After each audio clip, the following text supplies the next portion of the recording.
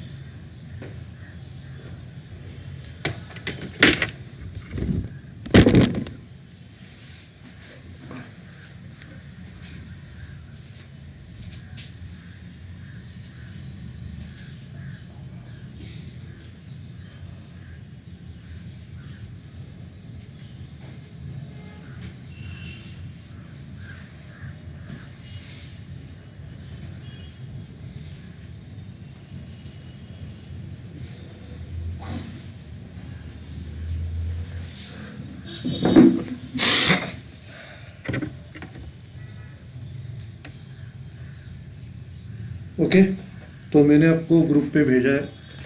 अभी हम लोग स्टार्ट करते हैं। अभी ये जो प्रॉब्लम है, from the following particulars prepare stock record by FIFO and weighted average method. तो सबसे पहला फॉर्मेट बनाते हैं, हेडिंग डालते हैं इन द बुक्स ऑफ। इसमें आपको डबल पेज लेना है। अभी इधर बिजनेसमैन का नाम नहीं दिया, क्वेश्चन मार्क, और इधर लिखेंगे stock ledger FIFO method.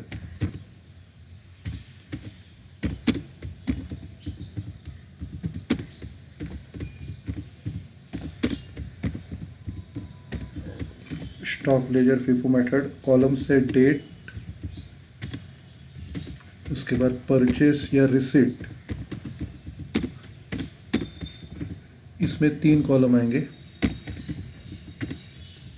Purchase या रिसिट, उसके बाद सेल्स या इशू,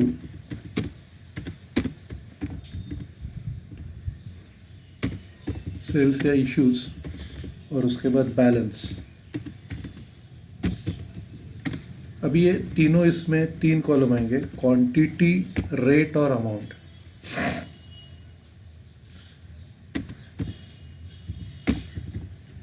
क्वांटिटी, रेट और अमाउंट, ठीक है। सेम कॉलम इधर भी आएंगे।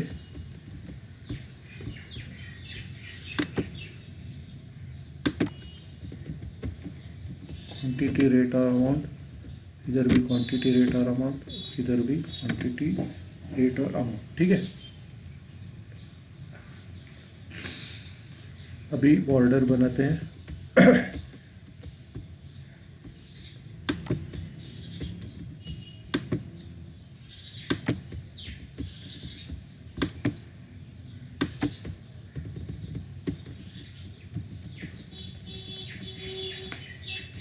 पूरा पेज बनाने का।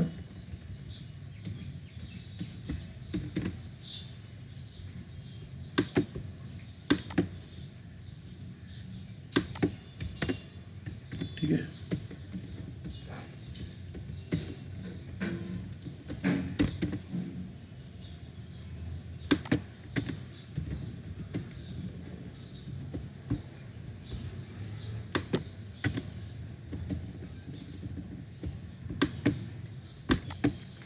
ठीक है, तो ये फॉर्मेट है, इजी है फॉर्मेट। अभी ट्रांजैक्शन में आपको परचेसेस और सेल्स दिया है, और लास्ट में देखो the stock on hand on 1 January 2014 was 50 units at the rate of 25। तो उधर से स्टार्ट करना है। सबसे पहला डेट डालो, ईयर 2014,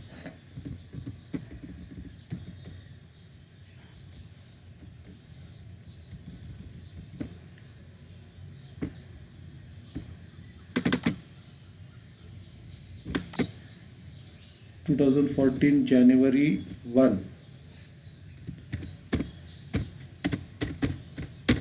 तो इधर सबसे पहला आपके पास 50 क्वांटिटी है, रेट 25 है। अब ये ओपनिंग स्टॉक है, तो आपको बैलेंस के कॉलम में लिखना है 50 क्वांटिटी 25 का रेट कभी भी 2 डेसिमल्स में, फिर उसको मल्टीप्लाई करना है। 50 को 25 से मल्टीप्लाई करके 1250 आएगा। अभी ये ट्रांजैक्शन हो गया। अभी इसमें क्या करने का, हर ट्रांजैक्शन होने के बाद आपको लाइंस छोड़ना है ताकि आपका प्रॉब्लम एकदम परफेक्ट लिखे। और आपको कितना लाइन छोड़ने का है, आपको अभी समझो ये ट्रांजैक्शन आपने इधर बैलेंस लिखा है। अभी ये ट्रांजैक्शन पूरा करने के लिए एक लाइन आपको लगा, तो इसके बाद आपको एक लाइन ही छोड़ने का है। जितना लाइन्स आपको लगता है ट्रांजैक्शन पूरा करने के लिए, उतना लाइन्स बैलेंस से आपको छोड़ने का है। अभी एक लाइन लगा है तो एक लाइन छोड़ दो। एक लाइन छोड़ने के बाद अगला ट्रांजैक्शन जनवरी 4 को है। अगला डेट डालेंगे जनवरी 4। जनवरी 4 को परचेस कर रहे हैं 40 यूनिट्स। 40 यूनिट्स 30 के रेट से 2 डेसिमल तक लिखना है। फिर ये आएगा मल्टीप्लाई करके 1200, 40 इंटू 30 1200। अब आपको क्या करना है, ये जो ऊपर का लॉट है ना, ये पहला एज इट इज़ आएगा, जैसे आपके कैंडी क्रश में होता है। तो ये ऊपर का लॉट एज इट इज़ आएगा और ये नीचे का लॉट इसके नीचे आ जाएगा। तो पहला 40 25 1250 ये पहले से था अपने पास, अभी इसके नीचे ये आ जाएगा। क्लियर, सबको समझ में आ गया। तो फर्स्ट इन फर्स्ट आउट मतलब पहला ऊपर रह रहा है और उसके नीचे बाद में वाला स्टॉक आ रहा है। फिर अभी देखो ये ट्रांजैक्शन को 2 लाइन लगा है, तो अभी आपको क्या करना है, 2 लाइन छोड़ दो, इधर से 2 लाइन छोड़ा और इधर आपको अगला ट्रांजैक्शन जनवरी 17 को फिर से परचेस कर रहे हो।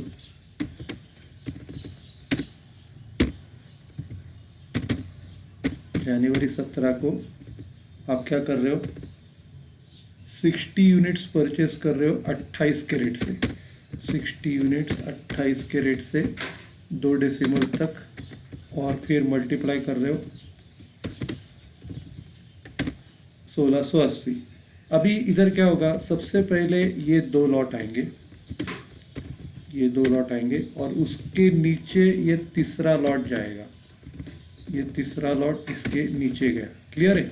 अभी इधर 3 लाइन लगा है, तो आपको इधर 3 लाइन छोड़ने का है, 1 2 3, और इधर से आप स्टार्ट करो। जनवरी 17 के बाद जनवरी 20 को सेल कर रहे हैं, जनवरी 20 को सेल कर रहे हैं। तो सेल करते वक्त आपको एक ध्यान में रखने का है कि उसकी सेलिंग प्राइस से कुछ लेना देना नहीं है।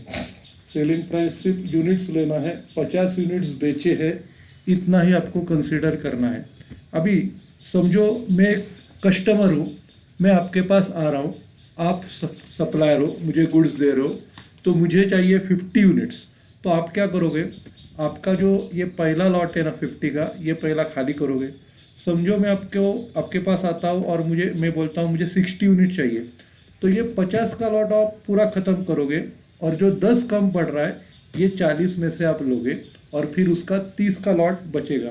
अभी मुझे फ़िलहाल 50 की ज़रूरत है, तो ये जो पहला लॉट है 50 का, ये आप खाली कर देंगे। तो ये 50 का पहला लॉट ये खाली कर दिया, 50, 25 और 1250। अभी आपके पास बैलेंस कितना बचेगा? 40 और ये 60 का लॉट, ये 2 लॉट आपके पास बैलेंस बचेंगे। समझ में आ रहा है? तो परचेस के टाइम परचेस के कॉलम में लिखना है, फिर बैलेंस लिखना है, और सेल्स के टाइम आपको सेल्स में लिखना है, और जितना आपको चाहिए उतना ही ऊपर के स्टॉक से लेना है। तो मुझे 50 चाहिए था तो मैंने ऊपर के स्टॉक से लिया, और फिर बैलेंस 40 और 60 का जो स्टॉक है वो एज इट इज है। फिर उसके बाद 2 लाइन लगा है जनवरी 20, उसके बाद 2 लाइन छोड़ के जनवरी 22। जनवरी 22 को परचेस हो रहा है 80 यूनिट्स 29 के रेट से, 80 यूनिट्स 29 के रेट से 2 डेसिमल तक लेना है और मल्टीप्लाई करेंगे।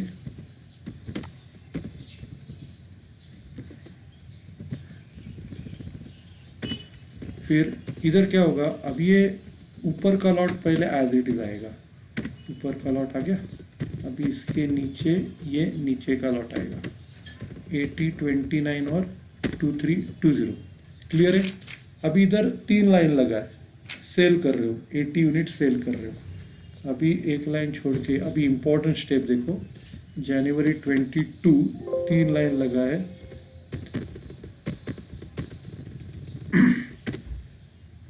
अगला डेट है 25 को सेल कर रहे हो 80 यूनिट्स। तो मैं आपके पास फिर से आता हूँ, मुझे चाहिए अभी 80 यूनिट्स। तो अभी आप क्या करोगे? ये पहला 40 का लॉट आप पूरा खाली कर दोगे। पहला 40 का लॉट आपने पूरा खाली कर दिया। फिर मुझे और कितना कम पड़ रहा है? 40 कम पड़ रहा है। तो 40 कम पड़ रहा है ना, तो ये 60 में से 40 मुझे दोगे आप, और बाकी का 20 आपके पास बचेगा। तो 40 मुझे दोगे, 28 कैरेट से 1120 आ गया।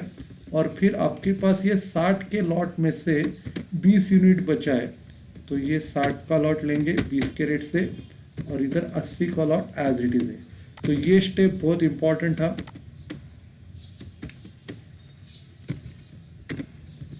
तो जैसे मैं आपके पास 80 यूनिट लेने आता हूँ, आप क्या कर रहे हो? पूरा जो ऊपर का स्टॉक है वो 40 का पूरा आप खाली कर रहे हो, और कम पड़ रहा है 40 का, तो वो दूसरे लॉट में से ले रहे हो। मतलब 60 में से आपने 40 का लिया और 20 का स्टॉक आपके पास इंटैक्ट है। तो ये बहुत इंपॉर्टेंट स्टेप है, क्योंकि बाकी ये टॉपिक में कुछ भी नहीं है। तो जनवरी 25 का हो गया ट्रांजैक्शन। फिर जनवरी 28 में 20 यूनिट आप सेल कर रहे हैं। जनवरी 28 को 2 लाइन लगाए, 2 लाइन छोड़ दो। 2 लाइन छोड़ने के बाद इधर 20 यूनिट मैं आपके पास मांगने आ रहा हूँ। तो पहला ये ऊपर का स्टॉक आप मुझे दे दोगे, पहला ये ऊपर का स्टॉक आपने मुझे दे दिया, और फिर ये नीचे का जो स्टॉक है ये एज इट इज़ रहेगा जनवरी 28। ठीक है? जनवरी 30 को परचेस कर रहे हो, 1 लाइन लगाए, 1 लाइन छोड़ दो। जनवरी 30 को परचेस कर रहे हो। जनवरी 30 को आप 100 यूनिट्स 26 के रेट से परचेस कर रहे हो, 2 डेसिमल तक। फिर ये मल्टीप्लाई करके 2600 आएगा। ठीक है? अभी ऊपर का लॉट एज इट इज़ है, ऊपर का लॉट एज इट इज़ है, और ये नया नीचे आ गया 100 इंटू 26 2600। अभी फिर सेल की एंट्री हो रही है, जैन 31 को सेल कर रहे 90 यूनिट्स। तो अभी मैं आपके पास आता हूँ, मुझे चाहिए 90 यूनिट्स। तो आप क्या कर रहे हो? पहला जो ऊपर का 50 का लॉट है, 50 का लॉट पूरा खाली कर रहे हो। तो सॉरी 80 का लॉट खाली कर रहे हो, और कम पड़ रहा है 10 का लॉट ना, तो ये नीचे के 100 में से आप 10 ले रहे हो। नीचे के 100 में से आप 10 ले रहे हो, और आपके पास 90 बचेगा।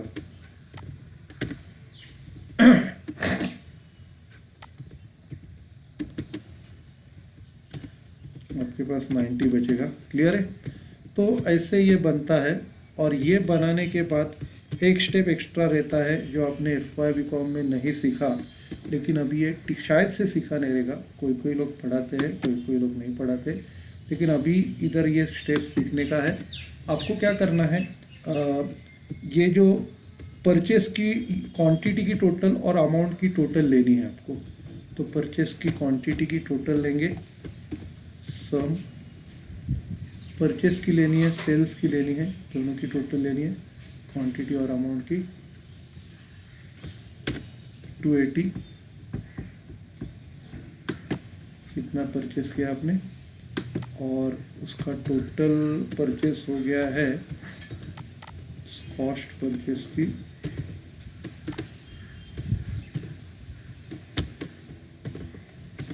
7,800।